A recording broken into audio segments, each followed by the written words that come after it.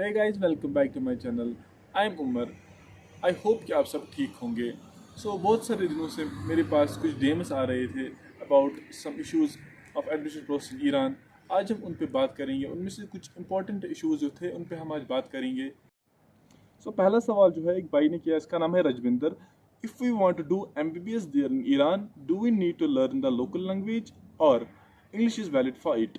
हाँ भाई, अगर आपको ईरान आना है एमबीबीएस करने के लिए तो आपको फ़ारसी ज़रूरी सीखनी है, क्योंकि आपका कोर्स जो होता है 2.5 साल के बाद वो होता है फ़ारसी में ही, क्योंकि टीचर्स के पास इतना टाइम नहीं होता है कि वो आपको इंग्लिश में एक्सप्लेन करें, और कुछ टीचर्स जो होते हैं उनको इंग्लिश नहीं आती है। एंड आपको लोकल से बात करने के लिए लोकल लैंग्वेज ज़रूरी सीखनी है। तो आपको बिल्कुल भी टेंशन नहीं लेनी है फ़ारसी के मुतल्लिक, क्योंकि यूनिवर्सिटी आपको वहीं से फ़ारसी क्लास प्रोवाइड करती है। जो ही आप एमबीबीएस के लिए एडमिशन करते हो ईरान में, तो यूनिवर्सिटी आपको फ़ारसी क्लास प्रोवाइड करती है। फिर ये नहीं है कि पहले आपको फ़ारसी सीखना है 2.5 साल फिर आपको एमबीबीएस करना है, नहीं।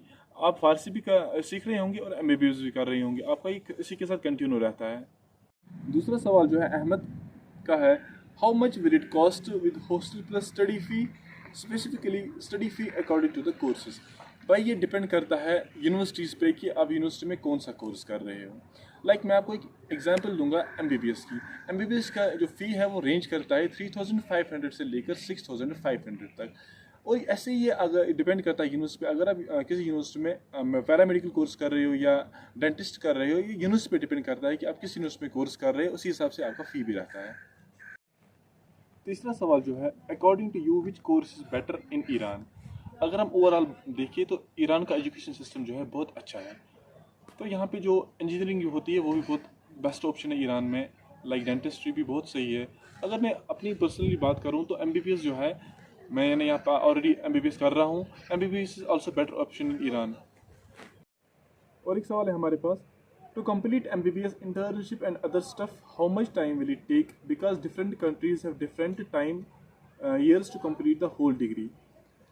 अगर आप एमबीबीएस कर रहे हो ईरान में तो आपको जो डिग्री है वो 5.5 साल की रहती है, किसी यूनिवर्सिटी में 6 साल की भी रहती है। और एनएमसी के रूल्स के मुताबिक अगर एनएमसी रूल्स को यूनिवर्सिटी फॉलो करती है तो आपकी डिग्री जो होनी चाहिए वो होनी चाहिए 5 ईयर्स की और 1 साल इंटर्नशिप। दैट मीन्स कि आपकी डिग्री जो होती है वो 6 साल में नियर अबाउट कंप्लीट हो जाती है। और एक सवाल है, is it safe for an individual student to study there? Yes, आपको पता ही होगा कि ईरान जो है एक इंडिया रिपब्लिक कंट्री है। यहाँ पे आप आराम से, चाहे लड़का हो चाहे लड़की हो, इजीली आप यहाँ पे अकेले में रह सकते हो और अकेले में पढ़ सकते हो, कोई विदाउट किसी टेंशन के बगैर। यहाँ पे कोई भी किसी भी किस्म की कोई परेशानी नहीं है। It's completely safe for both boys and girls. और एक बच्चे का सवाल है, if I am doing MBBS in Iran and want to migrate in another country, is it valid in India और नॉट?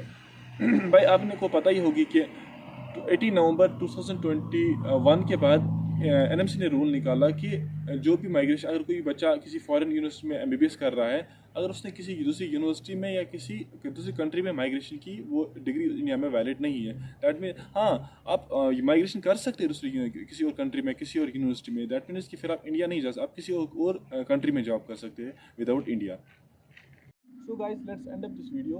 अगर आप कोई भी क्वेश्चन होगा इस वीडियो के मुतालिक तो आप मुझे कमेंट सेक्शन में पूछ लेना। एंड प्लीज़, अगर आपको मेरी वीडियो अच्छी लगे तो please like share and subscribe करना ना भूलें।